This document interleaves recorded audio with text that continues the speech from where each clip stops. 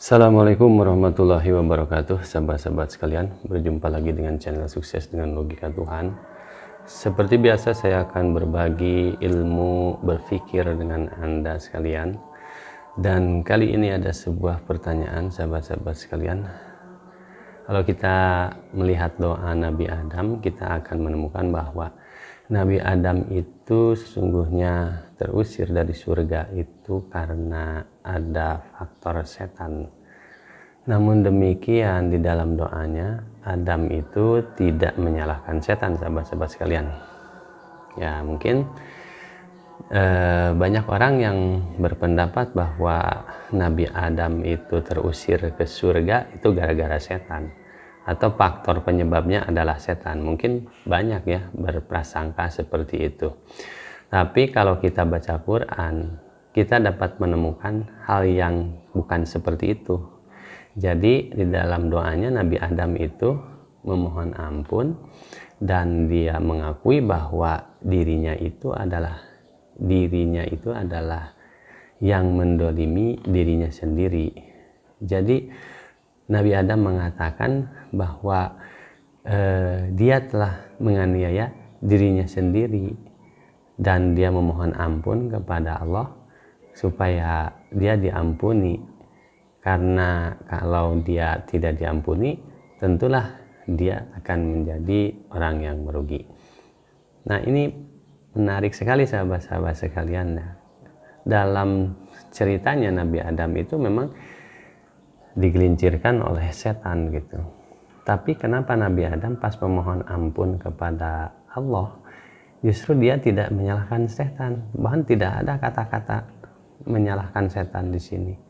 Jadi dalam surat Al-A'raf surat ke-7 ayat ke-23 itu dijelaskan di sini bahwa Nabi Adam itu minta ampun kepada Allah dan dia mengatakan karena dia sudah menganiaya dirinya sendiri gitu. Nah, ini pertanyaannya, kenapa seperti itu ya? Kenapa Nabi Adam menyalahkan dirinya sendiri? Padahal udah jelas-jelas dalam kasusnya itu Nabi Adam tergelincir ke dunia ini karena atau terusir dari surga karena memang ada faktor penyebab digoda oleh setan. Nah, ini pelajaran penting, sahabat-sahabat sekalian, perlu kita ketahui. Nah, kebanyakan manusia itu melihat berdasarkan fakta kejadian apa yang dia lihat. Nah, ketika ada orang dipukul, rata-rata yang memukul itu yang menjadi faktor penyebabnya. Nah, berbeda dengan kejadian yang terjadi antara Nabi Adam dengan setan. Nah, kenapa demikian? Nah, ini sahabat-sahabat sekalian, karena di dalam Al-Quran dijelaskan itu ada ayat-ayat yang menjelaskan tentang apa yang disebut dengan hukum tarik-menarik atau the law of attraction. Nah, ini dalam Al-Quran banyak sekali tuh ayat-ayat yang menjelaskan hukum tarik-menarik itu. Contohnya di sini dalam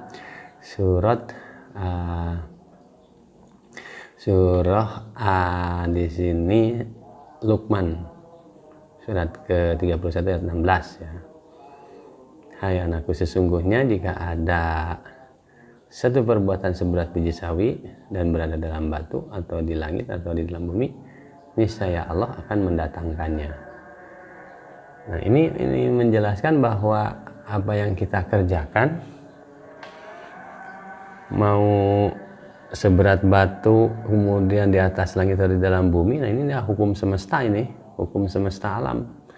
Jadi apa yang ada dilakukan di langit atau di bumi, itu Allah akan mendatangkan balasannya.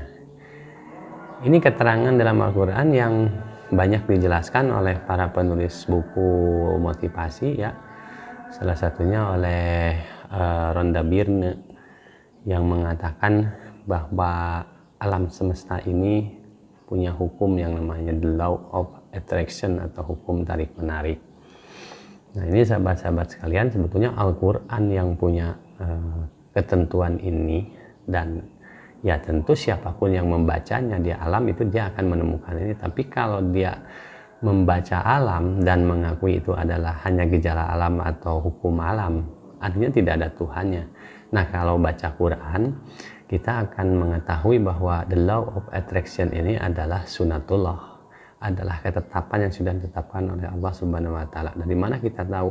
Ya kita baca kitab suci dong, bukan kita dari informasi dari pengamatan alam. Nah, kita kalau baca Quran langsung tahu gitu bahwa ada hal-hal yang seperti itu di alam, itu hukum tarik menarik.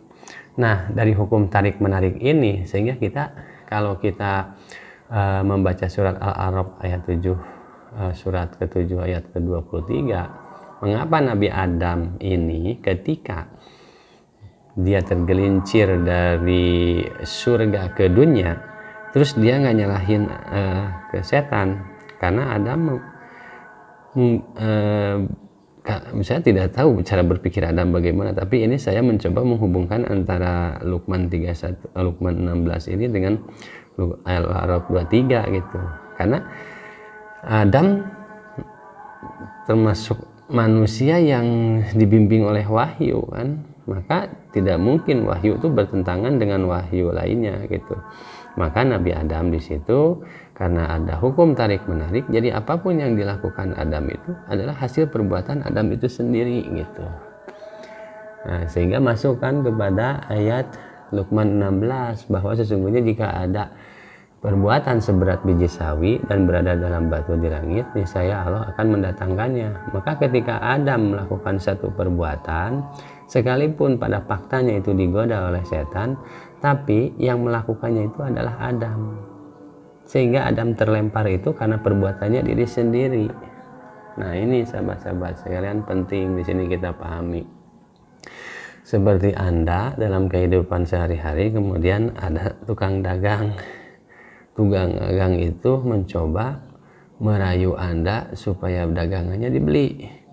Terus dirayu terus Anda, padahal Anda tidak mau beli, tapi tukang dagang itu terus berbagai macam cara merayu Anda supaya membeli barangnya. Akhirnya Anda tuh tergoda juga. Akhirnya dibelilah barang itu dengan harga yang sudah disepakati. Namun demikian ketahuanlah bahwa barang itu palsu. Nah, apakah itu kesalahan dari penjual atau memang Anda? Nah, kalau kita meniru apa yang dilakukan oleh Nabi Adam, jadi pedagang itu ya seperti setan diumpamakan. Nah, pedagang itu seperti setan, dia menjajakan hal yang buruk itu dengan bahasa-bahasa yang menyenangkan. Nah, itu ini dalam tanda petik ya, tukang dagangnya penipu misalnya ya gitu. Jadi orang dagang yang penipu itu kan barang jelek lalu ditawarkan seperti barang itu menjadi barang yang bagus supaya orang tertarik. Nah, lama-lama orang-orang yang dirayu tersebut dengan membagus-baguskan barang, akhirnya orang itu kan tertarik juga. Nah, pada saat orang itu memutuskan membeli dan tidak, itu kan sangat tergantung kepada orang tersebut, bukan kepada pedagang.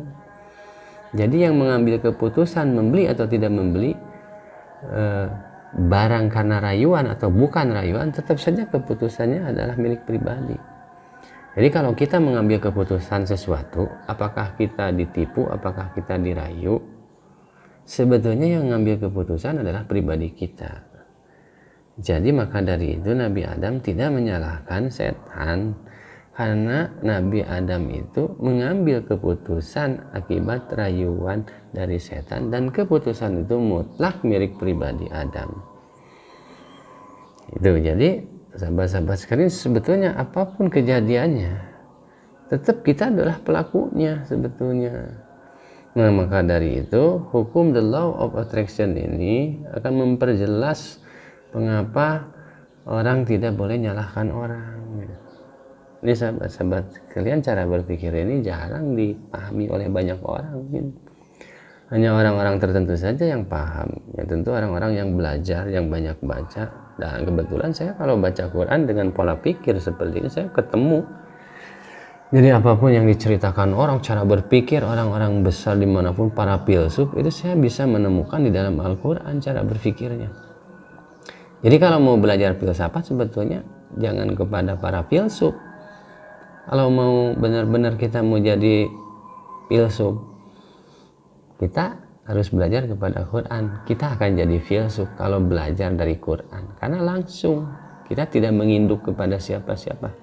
Dan Quran itu bahasanya sederhana, logikanya mudah, tapi anehnya Al-Quran itu cara berpikir apapun, betapa rumitnya cara berpikir orang itu bisa dijelaskan oleh Al-Quran. Itu sahabat-sahabat sekalian ya. Jadi ya luar biasa ya, kita manusia yang hidup di abad ke-21 ini, sekalipun Nabi Muhammad itu nabi terakhir sudah meninggal 1500 tahun yang lalu gitu, tapi kita masih punya pedomannya sekarang, peninggalan itu ya. Wahyu yang disampaikan kepada Nabi Muhammad masih kita baca sekarang, dan itu menjadi pedoman kita. Dan ini berkah itu bagi kehidupan manusia di abad 21. Kalau kita baca hasil riset itu, saya tidak bisa menjamin riset itu 100% benar. Karena apa? Seorang periset itu manusia itu punya subjektivitas. Nah, subjektivitas itu ada kepentingan pribadi, kepentingan golongan, kepentingan agama, kepentingan bangsa, kepentingan ekonomi, kepentingan politik, berbagai macam. Maka di dalam teori-teori juga tidak menutup kemungkinan itu ada kepentingan-kepentingan politik, ada kepentingan-kepentingan dagang. Jadi bisa jadi saja bahwa teori-teori atau ilmu-ilmu sains itu disebarluaskan karena untuk kepentingan-kepentingan tertentu. Maka itu kalau ilmu disebarkan untuk kepentingan-kepentingan tertentu, itu kan mengandung kebohongan. Jadi intinya kita jangan terlalu strict kepada teori-teori yang sudah dikembangkan dan merasa itulah yang benar. Terus karena sampelnya besar bahwa teori itu mendekati derajat kebenarannya. Tetap saja teori itu sekalipun sampel kecil, sampel besar, kemungkinan salahnya ya ada, gitu-gitu aja. Tapi kalau kita kepada Al-Quran, yang kemungkinan salahnya adalah tafsiran kita, pemahaman kita. Tapi Al-Qurannya itu sendiri itulah kebenaran. Nah, jadi sehingga orang-orang yang yang berpikirnya kepada Al-Quran, jadi dia artinya berpijak kepada yang benar. Nah, sehingga penafsirannya pun ya mungkin mendekati derajat kebenaran gitu. Dan sangat mudah sekali kalau orang ini mau belajar menemukan satu teori, orang kan harus riset, harus melalui metodologi. Al-Quran itu, saya belajar the law of attraction itu ya karena memahami pola cara berpikirnya, langsung menemukan, dan tidak melakukan riset penelitian, tapi saya dengan memikirkannya bisa menemukan pola-pola berpikir the law of attraction itu. Tapi kalau ilmuwan-ilmuwan yang mengalami gejala alam, mungkin dia melakukan pengamatan dalam jangka waktu panjang. Nah, tapi kalau Al-Quran sudah diberi di situ kayak shortcut gitu untuk memahami kehidupan dunia ini. Jadi maka ini adalah karena ini wahyu, tentunya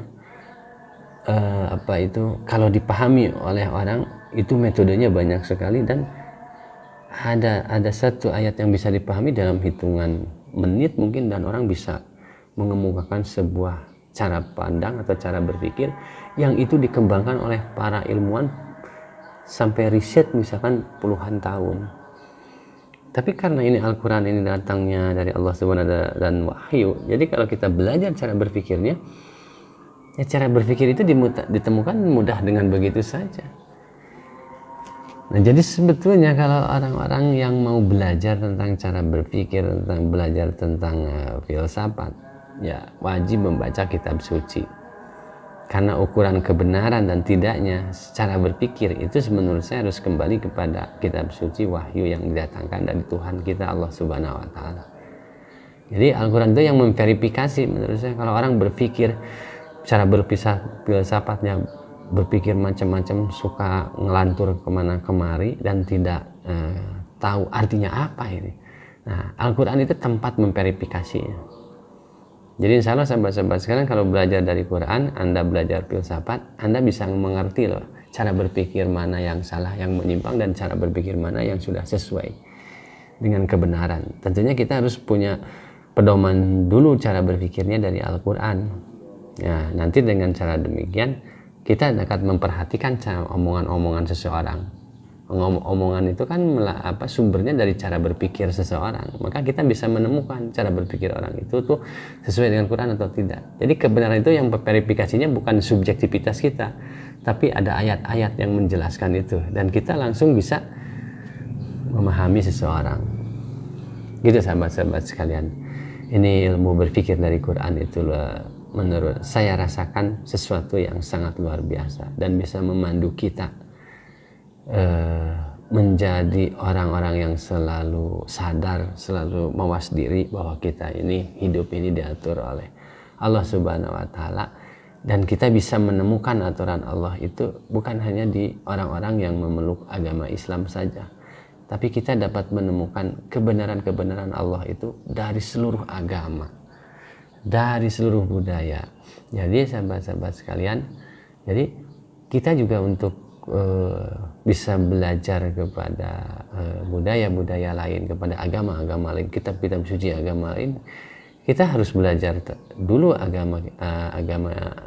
wahyu dari agama kita Islam.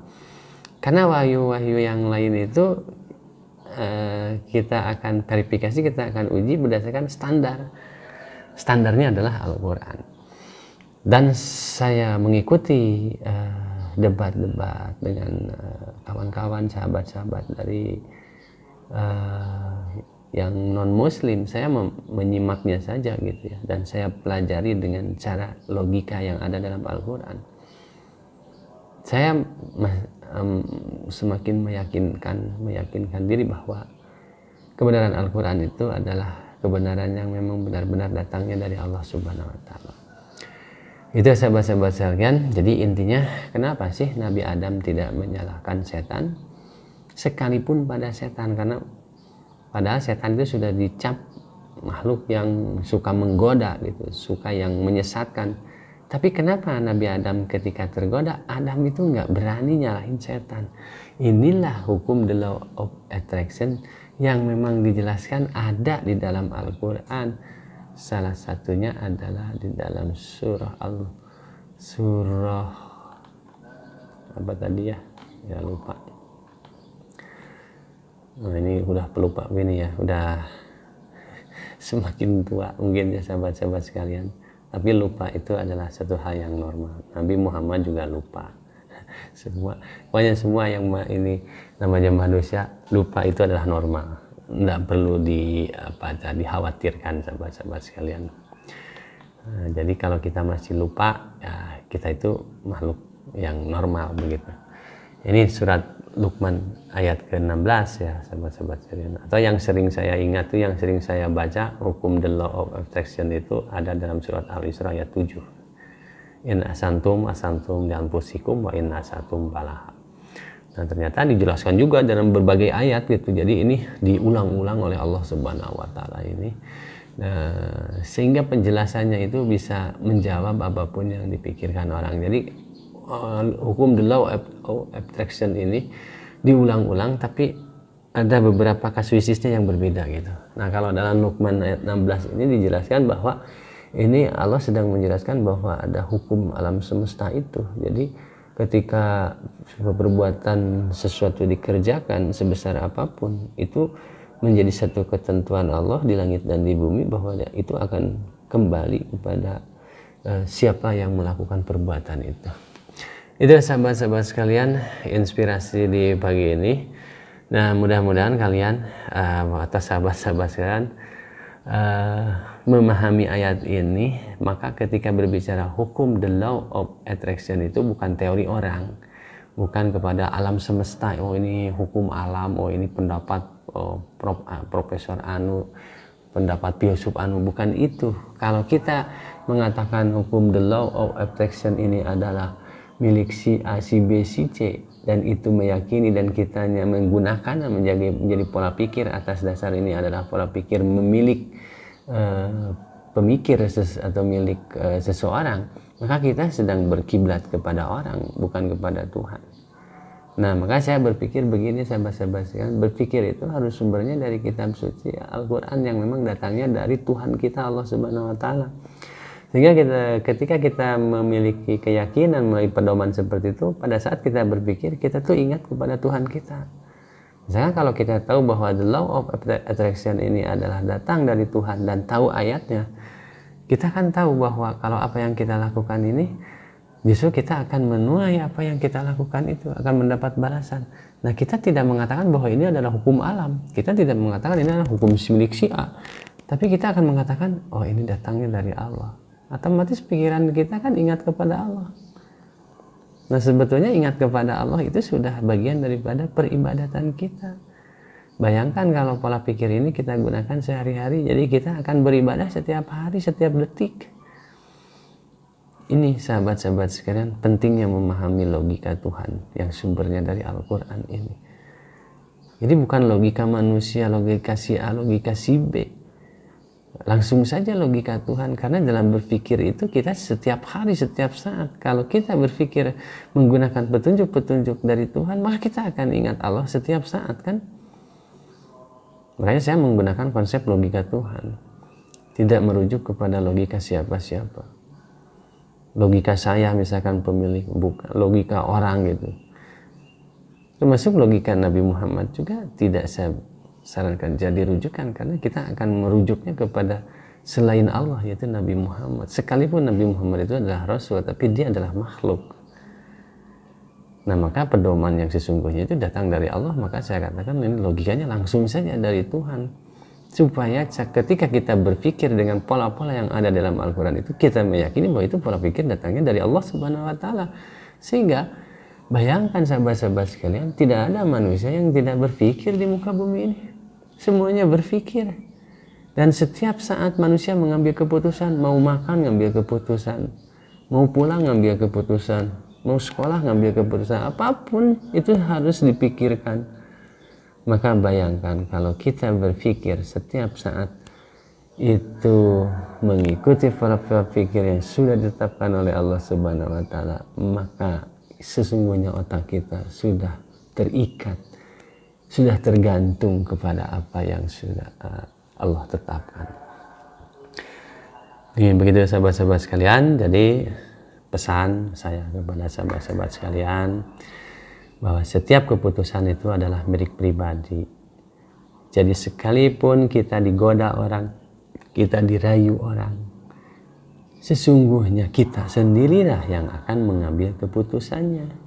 Dan di akhirat tidak mungkin kita diadili oleh Allah lalu menyalahkan orang karena digoda orang. Tetap saja karena Anda sudah dikasih akal dan pikiran, maka Anda setiap keputusan pasti berdasarkan otak Anda dan pikiran Anda. Maka setiap tindakan itu pasti adalah tanggung jawab pribadi, bukan tanggung jawab orang lain. Inilah Al-Quran menjelaskannya seperti itu. Maka sahabat-sahabat sekalian, berhati-hatilah. Perbuatan kecil, perbuatan besar, dia akan datang balasannya. Dan di akhirat bisa jadi perbuatan kecil-kecil itu, itulah yang menggelincirkan kita kepada api neraka. Jadi perhatikan sahabat-sahabat sekalian, jangan mengejek atau menyepelekan perbuatan-perbuatan kecil. Jangan juga terlalu berbangga dengan perbuatan-perbuatan besar.